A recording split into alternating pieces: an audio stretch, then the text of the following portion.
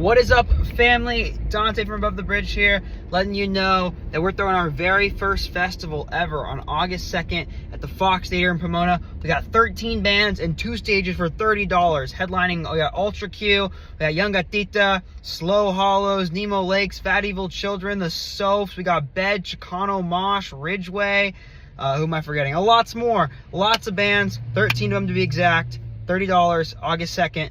Be there. It's going to be insane. The first class we should learn in school is creativity. Everybody's like, I'm not a creative person. I am a creative person. God made you. He's the ultimate creator. Look at a tree. We are made to create. Yeah, there is a lot of creativity, even like inanimate objects like that, like trees and things like that. Dude, the first time I ever did mushrooms, the day after, like this is getting real podcasty already.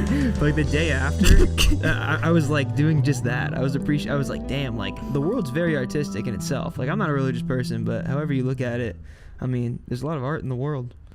Yeah, we're creatives. We're made to create. We're like, and that's the reason why so many things are expensive. People go to college and think that they're not creative, but it's like if you're a doctor and you're not the utmost creative, if you're not insane, like a crazy creative, trying to figure out how's a better way we can do this, how's a different way we can do this, you're fucked. Well, I would also say that there is a lot of creativity, even things like that. Like even being a doctor, I think there's a lot of creativity within that, of course. Like, I mean, like, I think most careers, like, there's some level of creativity within. I don't think you have to be an artist to be creative, you know? No, that's what I'm saying. Yeah. Yeah, Harrison Borts. Harrison Borts, man. Welcome on the show, man. Thank you for doing this. Thanks for having me, man. Yeah, I appreciate it, bro. I appreciate it. Insta-dap. Yes, sir. No, yeah, I was very excited to have you on. I love the project a lot, so I'm very, very pumped to chat about it. Fuck yeah. It's been like a month and a half, 2 months since it released, right? I don't know. How have you felt about the reception kind of in the beginning of it? Has it kind of hit what you expected it to hit? Not even numerically, but just in terms of people's perceptions of it. How have you felt about it? I don't really care. I mean, I kind of annoyed about the whole McGee thing, but I don't really care. Like, the music is a success when you make it. Expression is the only true success. So I did a phenomenal fucking job, and that's all that matters. Yeah, I mean, the reception is kind of out of your hands at that point. And I would imagine, too, like, prior to this, did you ever get artist comparisons like that, and did it bother you a lot? No, I never really got artist comparisons before. Yeah. This is the first time. Yeah. I've talked to a lot of artists who, like, really hate that. Kind of hate the idea of being compared to somebody else, which I get, because it's like you're your own artist, you're making your own things. And there's, like, a level of creativity, I think, that somebody can, like, try to almost strip you of when they start to compare you to somebody else, you know? Yeah. Yeah, I would imagine that'd be frustrating. Outside of that, though, like, in terms of, like, how people perceived it, was it perceived in the way that you expected it to be? Like, did you kind of think that the synth-pop direction, kind of the direction you've gone in, was something people would receive in the way that they did, since it is, like, a pretty big sonic departure from your past stuff? I just don't think about that stuff. To be honest, I really only think about what I'm making today. I swear, like, it's not...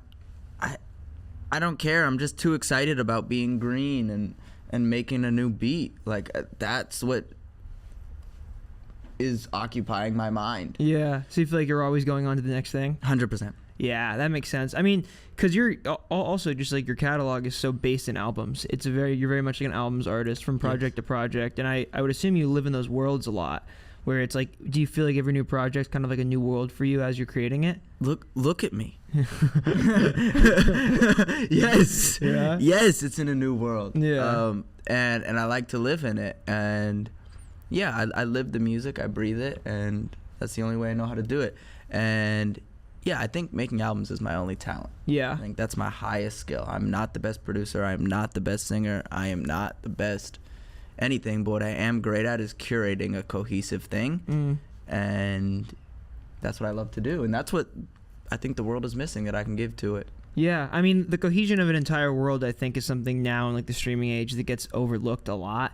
Like, I think it's really easy, I don't know, because of how people perceive the correct way to marketing music be. I think people very often will just go from one thing to the next, to the next, to the next, and those things being singles. But I think there's something that's really special that comes from an artist, like, really living within a world for a long period of time. Also, I think it's cool how, like, your discography builds in that way, where it's like, if you're kind of more of a singles artist, it's hard to see the progression. But when you're an albums artist, you can really track the progression, like, far more clearly. Yeah. When did you kind of begin to realize that was the way you wanted to take it? Were you always under the impression that you wanted to just make albums and albums, or did you kind of start with a single thing and then it didn't feel right? It was always albums. I grew up listening to Apple Music, so that's the first difference. I was never a Spotify person. Yeah. So all the kids in high school were listening to playlists, and whenever I found someone I loved, the first thing I would do is like, what is their album? Like, literally, that's my first question when I find any artist is like, you know, whether I'm listening to the Isley Brothers or Marvin Gaye, like, let me go and bump their whole album. Yeah. Like, I'm not the type of guy who's going to listen to their most popular song and be like, wow, and then move on to the next person. Like, I want to understand somebody and understand what they're trying to say and be inspired. It's just never interested me. Yeah. No, I'm definitely on the same wavelength. I feel, me and Mario were talking about this yesterday, and he was talking about how listening to artists' eras as well, if they have like a super vast discography over like years and years and years, you can always track the eras. Like, I think there's an era of most like really successful artists that I always like. I might not be into like the newer stuff or the older stuff, but there's probably something in the middle where like I'm like, oh, I really resonate with where you were at during this sound, you know? Yeah. Since you're like an albums artist, do you go back and listen to the prior projects a lot? And when you do you tend to compare them to each other, or do they kind of feel like they exist as moments within the time you're making them? So what motivated me also to be a project person is, I think something a lot of artists deal with, and what I dealt with when I was first starting putting out music, is you put out a single, 6 months later you hate it. Yeah. And it's hard to listen to it. I hated that feeling more than anything, and I didn't understand like why I would always hate my music. And for me, it became this, I was trying to solve that problem. Yeah. Why do I hate my music? And the only way to solve that problem was to ingrain so much of my present moment in it that there's no possible way I can hate it, because it was so true to who I was at that second. Yeah.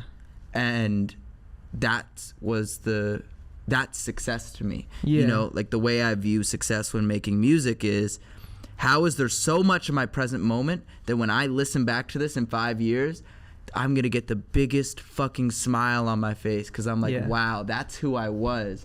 That's what I was going through. And maybe I didn't have the skills to make this drum part cooler, or maybe I didn't have the skills to produce this vocal better, but I genuinely did my best and I expressed myself to the fullest. And that is so beautiful. Yeah, that's so sick. And I mean, one thing that's really cool about that too is like they exist in time capsules, where it's like when you're 40, you can go back and you're like, this is where it was when I made this very specific project. It exists at that period of time. And that kind of makes it live forever in a way. Because you're right, I think restructuring your mindset in terms of like, maybe I wasn't as good of a producer back then, or as good of a singer back then, or whatever, but that was me at that time. There's something really, really validating, I would imagine, about that. Yeah, it's the most powerful thing. And that's what everyone's afraid of, is being themselves. And so, you know, figuring out how to do that is the only thing that everyone is missing. Do you feel more like yourself with this project than prior versions, or just the most true version where you are right now? No, I feel like I was really myself on my first project. My second one was okay, and this one was phenomenal too. I love the first one. The first one is my bread and butter. Really? Oh, yeah. Did you go back to it a lot? Yeah. Nice. I love listening to it. When do you feel you got to that place where you were able to like authentically be yourself all the time? Because that's a pretty difficult thing to do. It's an everyday thing. It's not like you just wake up one day and you're like, oh, like I'm myself. It's like every day is a new challenge towards being yourself. Yeah, I've always found the people that I think I look up to the most in life are really good at that. Like I have this friend Isaiah, who I think is like, one thing I really respect about him is that like no matter who he's around, be it like just whatever group of people, right? Like from totally different backgrounds, he's the same person in every single room that he's in. And I don't know, I definitely aspire to be that way. I think there's something really beautiful about that, because it's certainly hard. I think like subconsciously sometimes we tend to cater our personality based on the people we're around. And I think you got to know yourself really well to not do that, you know? Fuck that. That's not how you find love. Yeah. You know, like, I've always, I guess just the way that I've approached relationships and everything like that is like, if you put on a front to anybody, and they're putting on a front to you, you're not gonna actually love them, because the whole thing is just manufactured.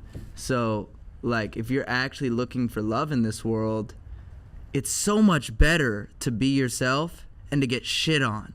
You know, the girl doesn't like you, cool, she walks away. But then one day, You'll be yourself, and it's just like becoming a magnet, like attracting people through being yourself. Like that's what it's all about. Because if you're not being yourself and you attract a bunch of people who you don't like, that is exhausting. How do people live in that? I mean, you're putting up a front 24/7, 365. That's like impossible. It is, but some people do it though. More than half of the world. Yeah, no, 100%. Yeah. I mean, I would imagine that would be exhausting. I don't know how you could like sleep well at night if that was the kind of way you lived your life, because I would just imagine every interaction would be so fucking exhausting. It's like you're acting with every single new interaction, you know? That'd be difficult. Do you feel like it's a different thing to be yourself musically versus being yourself as a person? Because I would imagine being yourself musically, there's a level of where you are, you know, actively trying to represent your ideas and your taste, while simultaneously trying to make a product that, like, I don't want to say is easy to consume at all, but is more so just like, you know, it's not, it's you. You know what I'm trying to say? Yeah. Music is weird. Yeah. There's nothing like making music on this planet. Maybe playing golf. Golf is pretty similar to music. Are you a big golfer? Love it. Nice. I haven't been playing this year because I'm just so focused on music, but because if I just played golf, I would not do anything else but play golf. Yeah. But yeah. Yeah, dude. I want to ask you about that too, because you obviously, like, I assume you've been making music a lot longer than your discography dates back to, because it only dates back to 2023. But you've put out like so much music since then. Like you're constantly putting stuff out, which I think there's something really cool to be said about that. And also in the album world, just circle back to that, that's a whole nother pro to it, right? It's like you're releasing just massive bodies of work every single time. They're full, complete, you know, 8 to 10 to 12, whatever, just like full projects and full bodies of work. Are you the kind of person that is like in sessions every single day, trying to make music every single day? I hate sessions. Really? Yeah, I'm not really like. I suppose not sessions is what I meant to say, but just like in the studio making work every single day. Every day, yeah. Nice. Do you ever get burnt out in it? And if so, how do you deal with that? Yeah, but you know the walls that you hit are positive signs. You know, in everything in life, there's always that first wall, and then there's the second wall, and it's just sitting there and breaking through to whatever the next wall is. You know, it's so easy to, right now, the place I'm in is really cool because, you know, I was really working in a way where I would make, you know, like do a session and make 3 songs, and it's like, you know, I do the top line to whatever beat me and my friends are working on. And then, like, we'd be like, oh, this is fire. And then you hit the first wall, and then we're like, okay, let's move on, let's do something new. But really staying in something and being like, okay, well, now let me actually come up with the lyrics right now, and let me fight through that wall. And then let me do the next thing and fight through that next wall. Like, it's so easy to make something, and then the second you hit a wall, move on to get back to the fun part. But yeah, it's like, then you just end up in a state of making a bunch of things that are unfinished. And I just want to. I want to find those walls. Those walls are where the beauty lies. Yeah. When you get through them, it's beautiful. Yeah, I couldn't agree more. And I think that extends to everything in life, right? It's like one thing I always think about is chasing fear. I think there's something really valuable to be said about doing that. I think you should always be in a state where, like, you're chasing things that actively scare you, whether that's creatively or just in life, right? It's like figuring out what it is that makes you feel uncomfortable and then chasing that feeling. I feel like that's where most of the growth comes in. 100%. And those creative walls too, I often feel like the best stuff lies beyond them. Like, you have to break them down almost to get to like where you want to go. Do you, like, when you hit those creative walls, how do you kind of just break through them? Are you the kind of person who will like leave the studio and like go walk around, or like you'll take a couple days off it, or do you just kind of sit there and grind it out? You sit there, and like if you got a song, one section stumping you, go to a different section. Yeah. Be like, how can I finish this? And then finish that one section, go back to that other section. Then that lyric idea is going to come. It will happen. You know, you just gotta. That's the thing. Like, you gotta believe that it's gonna happen. It's so easy because music is creative. It's so easy to believe that, oh, maybe it's not going to happen. Yeah. But like, if you were, let's say you're walking 10 miles. If you keep walking, you're gonna get there. Yeah. And people don't have that same belief with music. You know, it's like, but if you keep putting one foot in front of the other, you will get there. And it's so easy to be like, oh, I'm not good enough, I'm not this, I'm not that. Like, but it's not like that. Just one foot in front of the other, you will get there. And if you don't believe that, you're fucked. Yeah. Go home. Yeah. Close Logic, close Ableton. Yeah, I mean, I feel that way with everything too. Like, I think I think very often people, instead of looking at the foot or the step that's just in front of them, they'll try to look at the whole big picture, and that's when things get intimidating and too intimidating to handle. I think you just have to tackle the challenges that present themselves as they present themselves on a day-to-day basis, and figure out how you're going to work through the direct, like the next direct thing. I think very often people get intimidated when they're looking at the bigger picture, Yeah. You get anxious and sad, and then you don't believe in yourself. That's bullshit. Yeah, especially with the music, because I mean, like, that's the thing about music, right? It's like, I mean, I'm totally in agreement with you that, like, if you want this, you can have it. At the same time, though, it's a very, at least the way that I think it's perceived by, like, people outside of it, it can be a very, quote unquote, like, unrealistic thing that a lot of people view it as, I think. But I wish those people sometimes could reframe their mindset and just thinking about the individual. I think it's really a choice. I've always thought success is kind of a choice. I think you have to choose to make it work, or if you don't make that choice, it's not going to work. 100%. Putting out the project, I was curious because you did so in like a really, really crazy time. The first song came out like right in the midst of the fires. And I know that you're from Southern California. You're from San Diego, right? Yeah. So, not LA, but like close. Being there in that time and kind of putting out music around that period, was it difficult to try to like figure out how to release things? Did you have to alter anything? Like, what was that experience kind of like releasing stuff around those times? Man, I just said, this sucks. My house has burnt down before, so... Oh, really? Yeah, in San Diego. I'm sorry. No, it's okay. But it was just like, but the world's got to move on, I mean, it's horrible, but, I can't stop because of things that are happening outside of myself. Schedule's got to stick to the schedule. Yeah. I would imagine how, like, I don't know, just that's got to be so frustrating, because if you plan a release like for, I imagine, months and months and months at that point, and you get to this point where all of a sudden all this shit just starts happening, it's just entirely out of your control. Yeah that'd be hard, man, I imagine. But I'm glad you worked through it and got to a place where, like, it felt right to put it out, because that's definitely a tough place to be in. Yeah. What obviously, like, this project is a pretty big sonic transition from the prior two, which I think is really cool. In terms of the feeling when you were creating it, were you intentionally trying to kind of strive for something that was very different sonically, or did you go into it with kind of a blank slate, and then some of the more, some of the different parts that came out of it, some of the new sounds, did that just kind of develop as you went in, or did you go in? It just happens? It just happens. Gotcha. I just make music. Yeah. And the music is the music. Obviously, there's some type of thought of like, oh, like, I love this one piano, let's use this piano. I love the way these vocals sound on this record, let's do it like this. Like, there's obviously that, but it's really just like, if you ever go into the studio with a plan, it always comes out ass. Yeah. Always. Yeah, that makes sense, because I mean, then you're kind of eliminating any room for like spontaneity to happen in a way. Yeah. And I think sometimes those moments, like the flash in the pan, random shit that you didn't expect to happen, I feel like that's where some of the best stuff comes out of very often.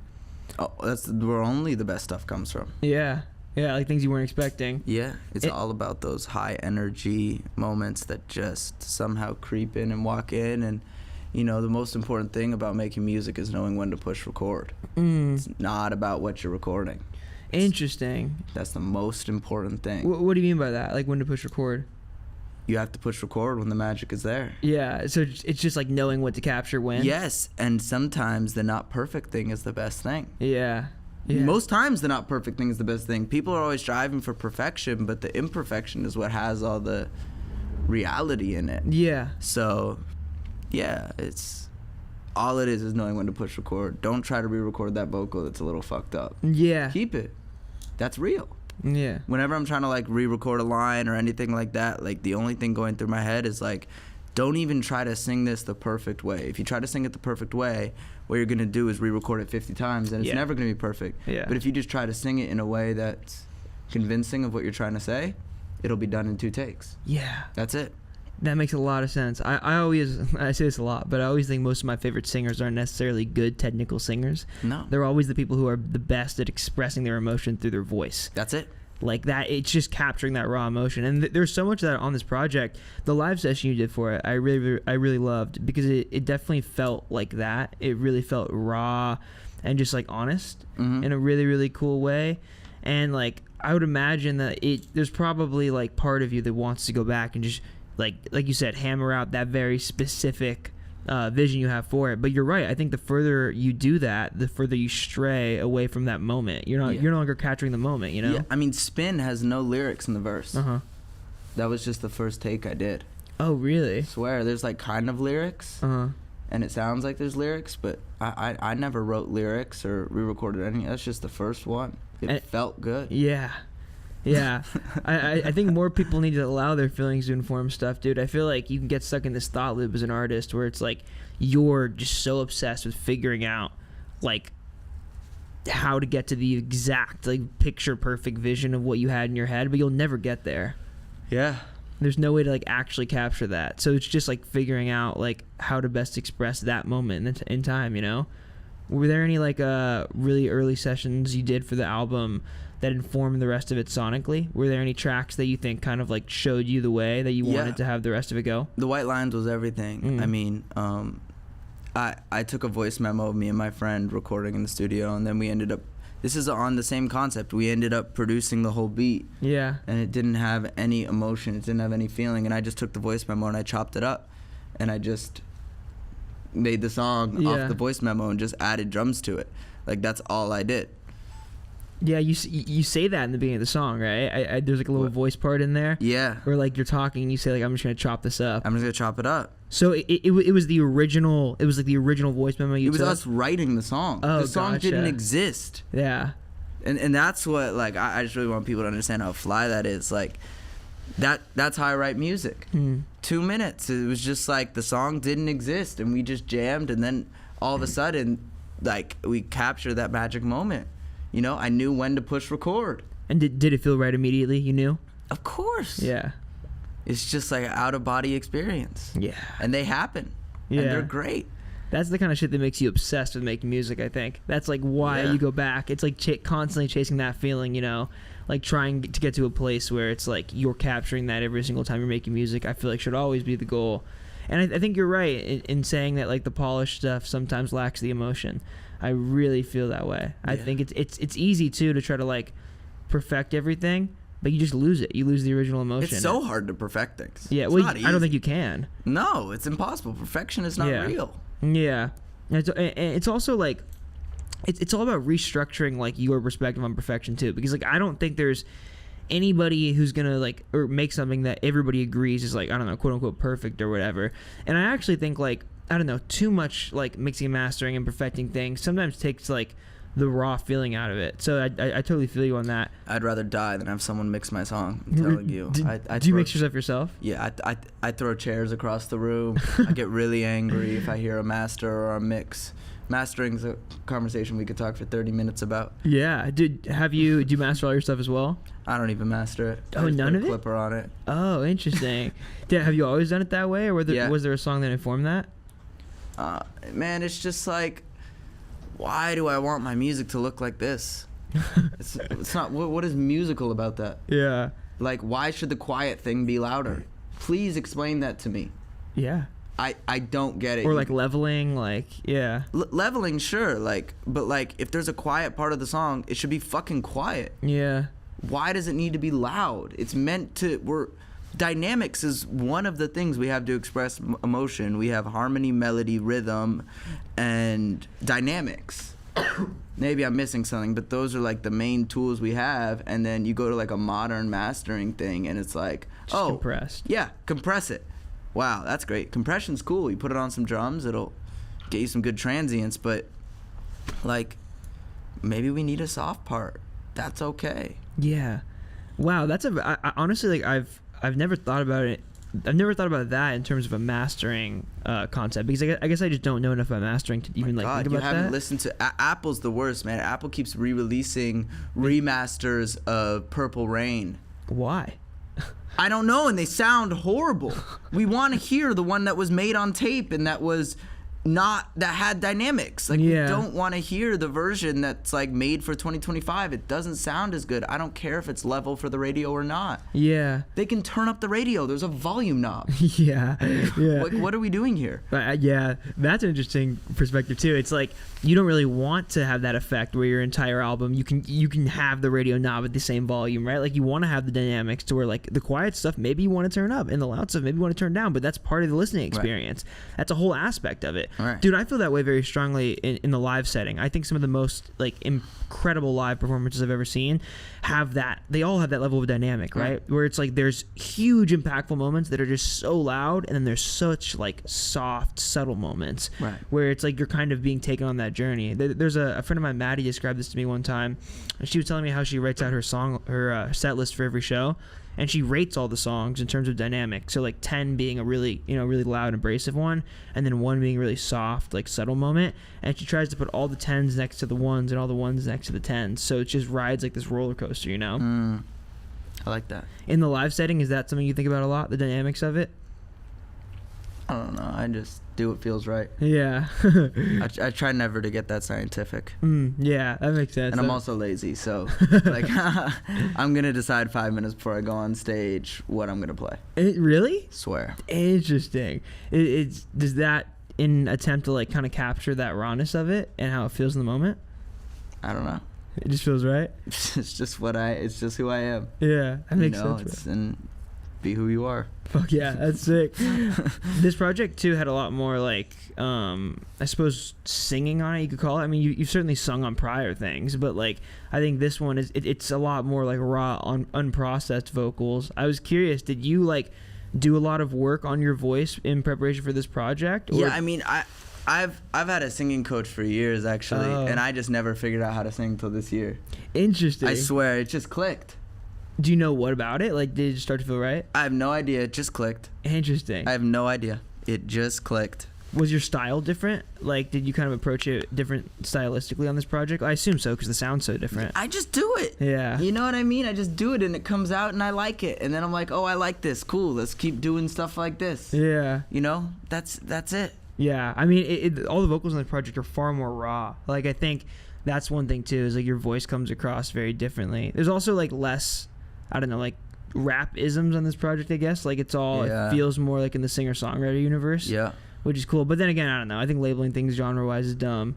Yeah. No, I was definitely more in the rap world. That was what was fascinating to me. But I just don't...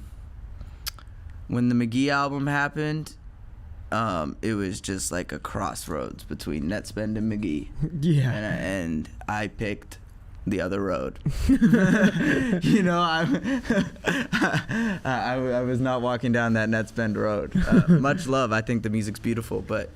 you know, I just wasn't for me. Yeah, that's interesting. 'Cause, yeah, I those comparisons, I guess, feel apt. Whereas this feels more McGee than it does Netspend, and I suppose the prior stuff feels more Netspend than McGee. Yeah. Do you go back to, like, I'm curious about your taste in terms of listening. Like, are you still listening to a lot of more of the rap type stuff, or do you find yourself trending more in that singer direction lately? I listen to the weirdest music. Yeah. I listen to, like, soul music. Okay, nice. Like, I'm listening to the Isley Brothers and Orange Juice Jones and, like, Keith Sweat and New Edition. Like, that's what I listen to. Mm-hmm. Yeah. You know, I think the New Edition album is my favorite album of all really time. I swear. Heartbreak. So good. Yeah, that's sick, man. I mean, I think there's so many different sounds in your music. That makes a lot of sense that I would assume things inform it from all different genres, like all over the place. It's also just boring, I think, to, like, kind of sit within one genre pocket forever. I feel like what's so cool about the album approach is you can literally reinvent yourself and your sound with every new project. Yeah. Since I imagine a lot of the stuff on this project was recorded live, at least way more live than a lot of the prior stuff. I imagine. How was that experience for you? Like, kind of like beginning to track things in a more live way. Do you feel like you prefer it to doing stuff in the box? Or yeah, no? it's so fun. Really? Yeah, and I've been getting super, like, just super gearheady and nerdy, and it's really cool. And I mean, every time I get in the studio now, it's like, how can we do it differently? Like, I got this new song I'm working on, and we just have a phenomenal drum groove, but the chords are phenomenal, and the melodies are phenomenal, but it's not really just sitting right now. And I'm just gonna finish writing the song, and then we're gonna just do the Twitter, and then we're gonna and then what we're gonna do is just have the drum loop going and have my friend play keys, and I'm gonna sing it, and we're just gonna record it live like that. Like, just trying to find new ways to do things. Like, live music is doable. Yeah. And there's no reason that things need to be so by the bar. Like, yeah. I don't need to look at squares and boxes when I make music. Yeah. It's really stupid. Yeah, that makes sense. I mean, it's interesting. I feel like as things got more digital over the years, I think we're now seeing a bit of a regression from that, like almost like a rebuttal to it. I think things got like, I think this happened in the SoundCloud era a lot too. Like, everything became in the box. Like, FL became the new norm, you know, for a lot of people within that genre. And then it just, like, you lost a lot of, I don't want to say you lost the character of it, but there's something so specific about recording with a specific amp and a specific mic, where you're micing it, the room. There's just something so, it's just more specific, I think, than doing stuff in a DAW sometimes. Yeah. Yeah, like, you capture a sound in a whole different way, I feel like. Right. In terms of the gear, like, you were talking about how you've kind of got gear heady and stuff on this project. Was there any, like, specific piece of gear or synth or anything that, like, really went on to inform a lot of it? You know, I just can't remember what any of it's called. Really? Yeah. Swear. Was it like oh, I would imagine there's so many synths and stuff you played on this. Yeah, there's a lot of synths for sure. Yeah, like synths and like pedals and things like that. Lots of it, yeah. Because the live performance you're playing guitar on, but like what? Right, it's just the proactive gatekeep is like what I like so much. The proactive gatekeep is crazy. I love it so much. No, I had something happen this week where I'm usually not a gatekeeper, but I had something happen this week where I have to gatekeep now. So someone figured out what you were using it? Yeah, no, I was just talking to some producer on the internet, and I was like being super buddy and telling him about my new synth, and then all of a sudden he drops a song with someone else, and then my new synth is on this kid's record. Fuck that. Fuck that, bro. I'm on the internet watching Japanese gear reviews with a dude who doesn't even speak English who's playing the synth, and like I'm digging for stuff from the 90s and the 80s and then I gotta go find it on Facebook, and I drive like 50 miles. I am not telling you what this is. There's no way. Like, why? Yeah. Why? I dug for this. I gave my life to find out what this synth was. Honestly. Yeah. Like, go get some interests. Yeah. You know what I mean? That's cool. Yeah. It is cool. It's fucking sick. Yeah. That's funny. Well, I mean, like, yeah, I had you said go get some interest. That's crazy. Yeah. Honestly. Dude, it gets so, like, that world is so intimidating to me. The whole, like, gearheady world. I had this producer Geller on here, and we just talked for like an hour about, like, because he's so into, like, the modular synth world and, like, digging, like, Reddit and shit for, like, these crazy patches and stuff. And you can get, like, so obscure with things, I feel like. But I think there's something really cool about it, because, like, it makes your sound so individual and so you know? Yeah, it's the coolest thing in the world. And I hope Geller's not saying, like, this is the way I patch my synth. I hope he's not saying that. Yeah. People need to figure out their own way to do it. Yeah. You know? Yeah, there's something cool about that. It makes you yourself, you know? When you said you kind of been singing a ton prior to this project, I saw, like, all the live sessions and things, you were playing guitar on them all. Was guitar a big part of your process prior to this, or did you get a lot better through making this album? No, I did not pick up a guitar after Mickey released his album, if that's what you're asking me. No, I'm asking did you use it on the prior projects, not asking that at all. Yeah, no, there's guitar all over all my prior projects. Guitar is the reason I started making music. I was a guitar prodigy when I was a kid, and that's what I wanted to do with my life. Yeah. Like, I was the kid at the school talent show who was ripping guitar solos over, like, you know, like, backing tracks. Yeah. And I was like, don't you guys think my guitar is sexy? And I had, like, a really bad haircut and was like, please, like, girls like me. And it just didn't work out. But, yeah, I met Slash at SeaWorld when I was 8. Whoa, what? That's why I just started randomly? My mom paid me $20. She said, go tell this guy he's the best guitar player in the world. And then my dad showed me Guns N' Roses, and it changed my life. And all I wanted to be was a fucking rock star. Yeah. And that's what I am. That's great parenting. I have the best parents. Really? Are you really close with them? Swear. That's so sick. Yeah. Or do they still live down in San Diego? Mm-hmm. Nice. What is their perception of the whole music thing? I'm sure they're really proud and love it, huh? Love it. That's so cool. It's great. Are they into music? Like, did you kind of grow up in a musical household? No. my mom was into musical theater, and it's like that's as much music, and my dad likes, you know, Crosby, Stills and Nash. Nice. But like also like 90s grunge. Yeah. So like I grew up only listening to 90s grunge. That was a lot of what I grew up on too. Yeah, just like Bush and all of that. How old are you? 21. Yeah, I feel like people in our age group, like all their parents just listen to like grunge. My dad was like grunge and then like some hardcore music and then like reggae, oddly. That's crazy. Like he was super into reggae. Yeah, my dad like rode motorcycles and listened to Bush. Like that's my father. That's super sick. Yeah. Do they when they've seen you perform live and stuff and kind of like begin to grow the music thing even more, I would imagine they're not only proud but like how have they, like, has there been anything that was strange for them to begin to understand? Because I feel like when I started doing music stuff, my parents are both chefs. There were some things that they just, like, didn't quite get because they weren't in that world. Did it take a while for you to kind of, like, you know, explain things to your parents and figure it out? My dad's a business owner, and my mom watched him build a business and fail 2 other ones while he was building his business. That's so cool. It's like, you know, my parents know that anything in life takes 10 years. Yeah. Most kids don't have parents that are going to tell them that. And yeah, so, like, for sure. when I fail, and then I try it again, and I fail again, and I try again, and I fail again, I'm not failing, but it's like, you know, like, you see kids who you know, are able to, you know, create in beautiful rooms and, you know, whatever. Their songs are successful, and they get to have a living off of it. And you see that, and you start to compare yourself and whatever. But when my parents see that doesn't happen, they're just like, 10 years, how long have you been doing this? Mm-hmm. How long have you been doing this? Yeah. Wait till you hit 10 years, I promise it's gonna work. Damn, like, you know, so cool, dude. That is so valuable. That's like so cool. Because I think, like, I mean, I think most people would agree that it takes at least 10 years. And I think, like, a lot of parents, you're right, would just kind of send their kid on the path of least resistance almost, where it's like they don't want to watch them fail. You know, you don't want to watch your kid, because I would imagine it's hard. It'd probably be hard as a parent to watch your kid, you know, just like continuously try to push the music thing when it's a very objectively difficult thing to do. But I'm definitely not failing. I'm striving and I'm shining. Yeah. Look at me. No, yeah. Well, I didn't mean you were failing. I just meant failing in general. You got to fail a million times to be successful. Amen. Yeah. When you kind of get in that point, and as you've grown as a musician, what have been some of the harder points where you've had to like kind of reassess things and get back on track? Yeah. Every day. Crash out once a day, get pissed off, yell on the phone, go make some new music. Do you look back at those moments and do you feel like they ever inform the music in a new way? Like, what are some of the biggest lessons you learned from those moments? I don't know. There's a new one every day. Yeah? There's a new one every day. Yeah.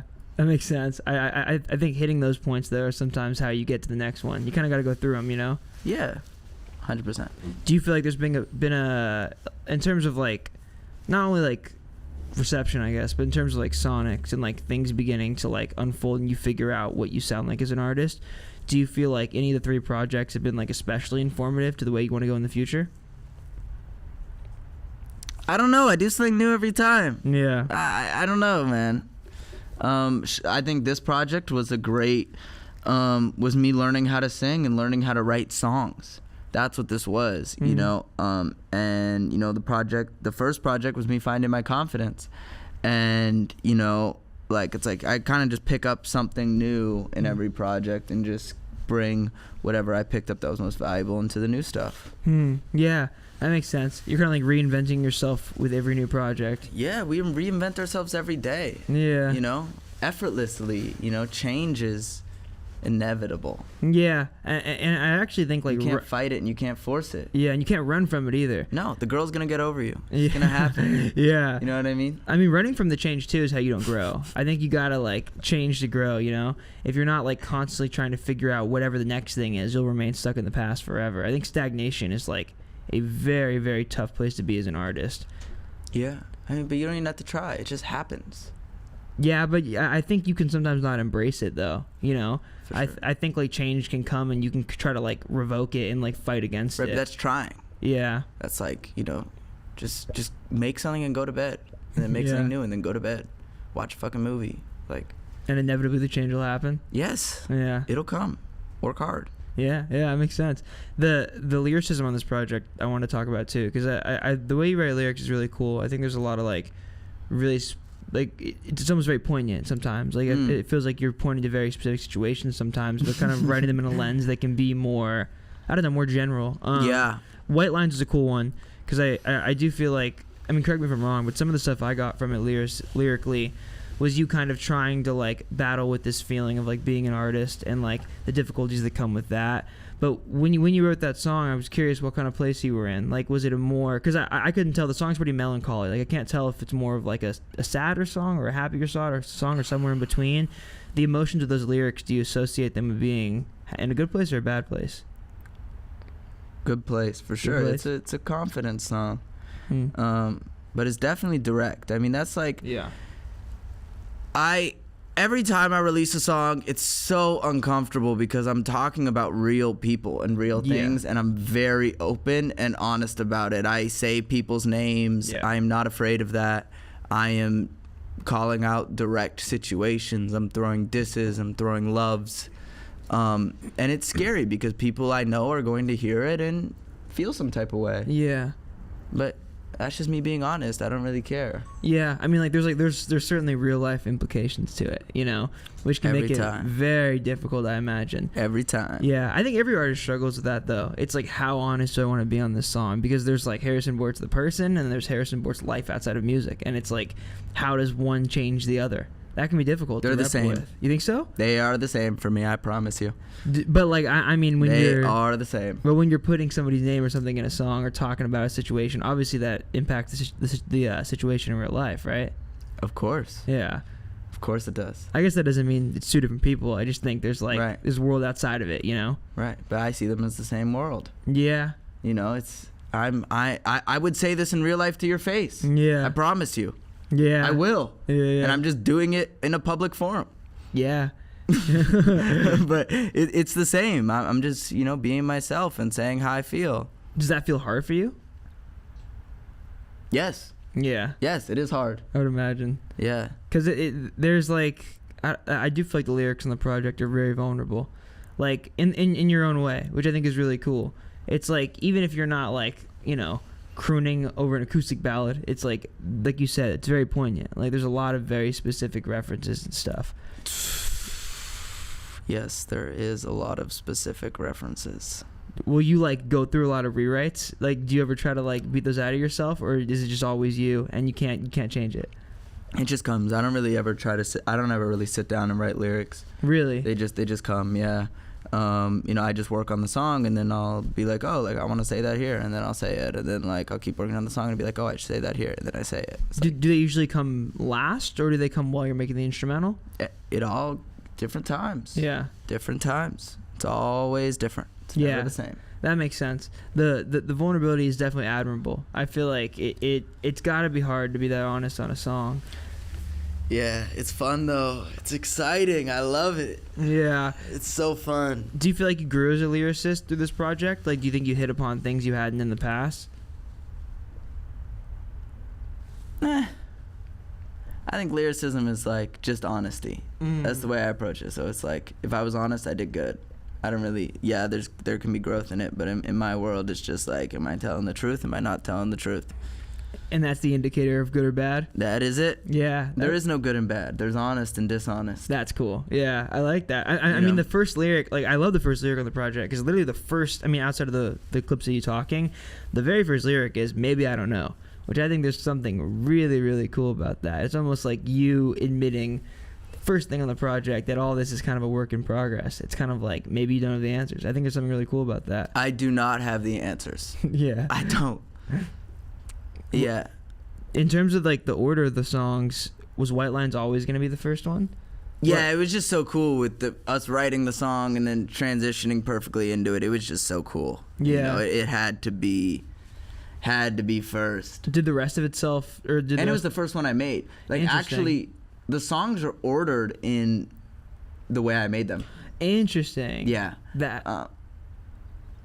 Yeah. Yeah. This 1,000 Girls I threw up. 1,000 Girls was the last song I made, but yeah, they're pretty much made in the same order. That's really cool. So, it feels like everything you did in this project, it just points to like almost like an exploration of the moment, which I think is really cool. Even the songs being ordered in that way. Yeah. It's very much like taking it taking the listener through your mindset as you were making the album, you know? That's it. That's all it is. It's just natural. It's just honest. That's so cool. Did you plan for it to be that way, or did it just kind of come out that way and you were like, this is it? Yeah. I don't plan anything.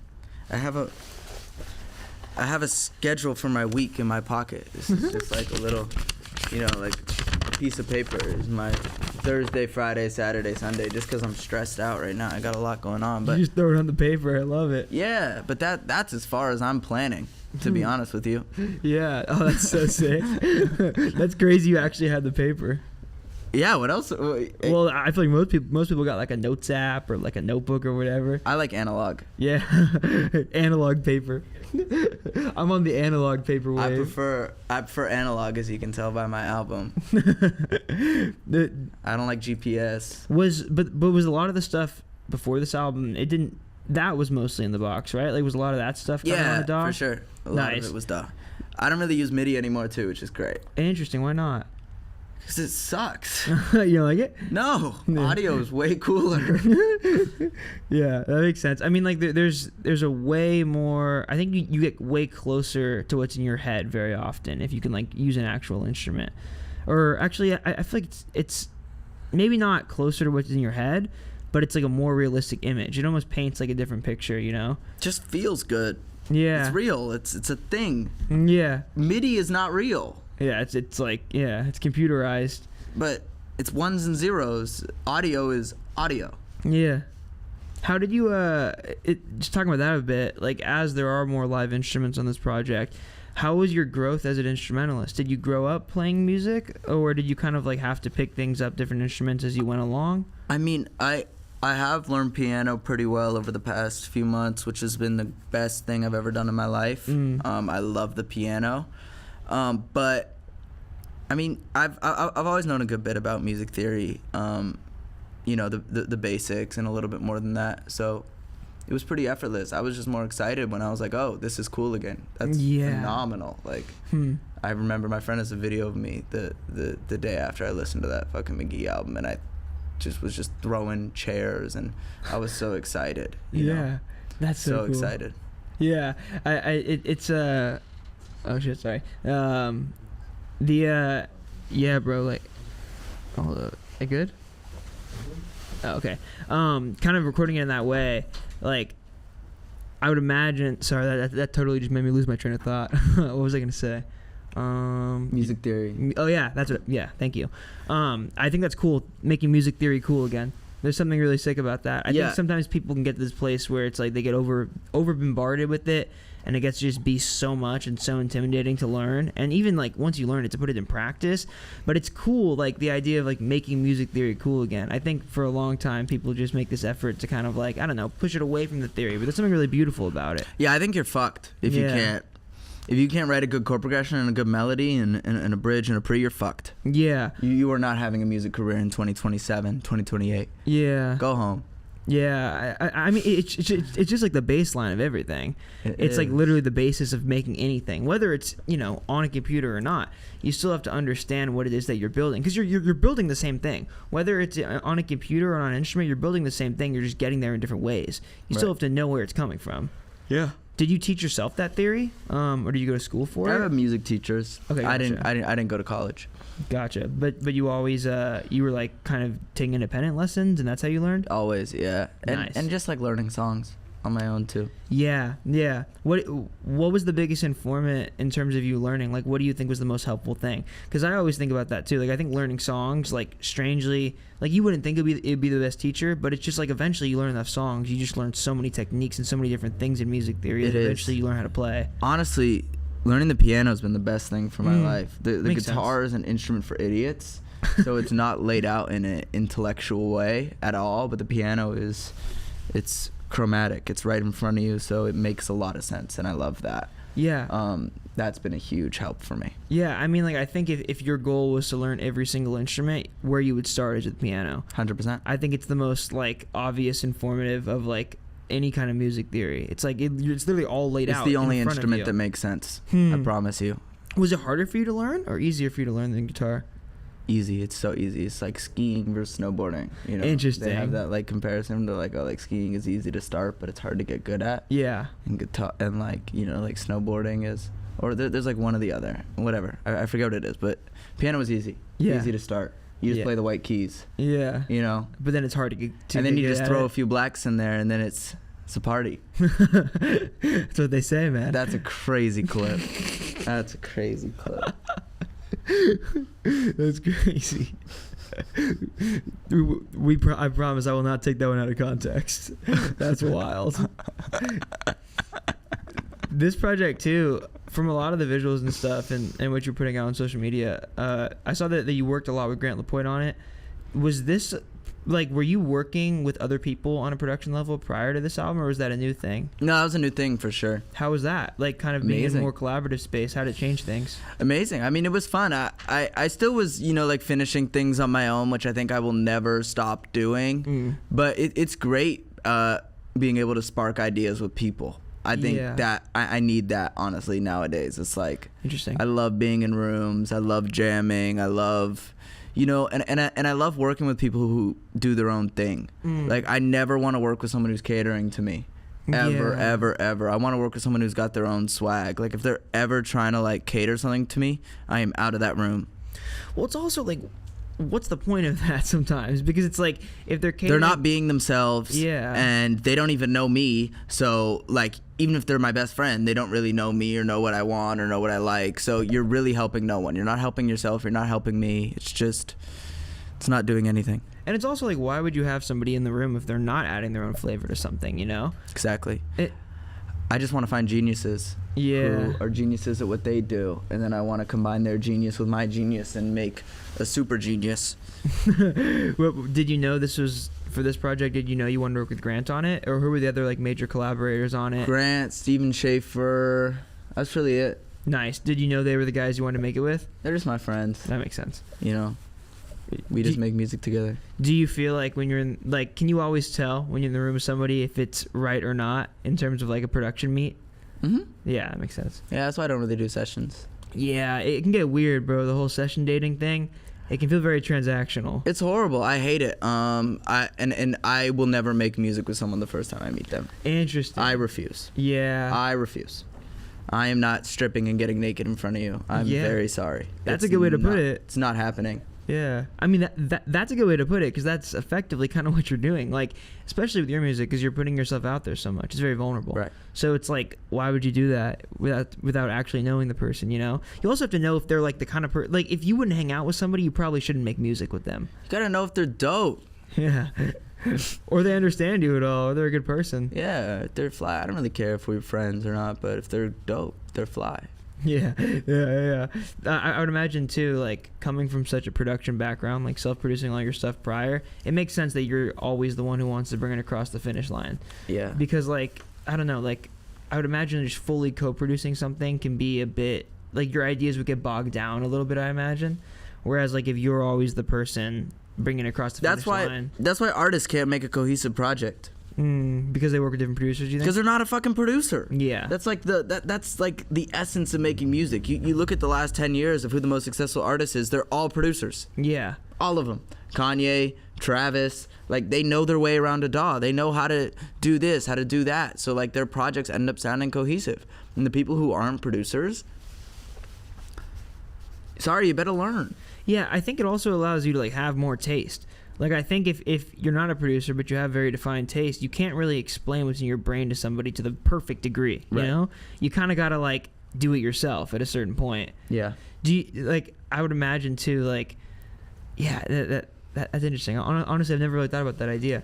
But, like, yeah, I would imagine, like, sitting down and working with like, a different producer of every single song. They almost, in order to make a very cohesive project, they'd have to understand the other producer's vision. And everything just begins to get more and more bogged down and less you as an artist. Do you do the songwriting, like, by yourself alone? Or will you kind of, like, in the room with people, like, work through lyrics? It's different every time. I mean, like I said, the lyrics come when the lyrics come. Everything comes when it comes. I know when something's special the first time I hear it. And usually I'll write the whole song in one take. And if I don't write the song in one take, I don't use it.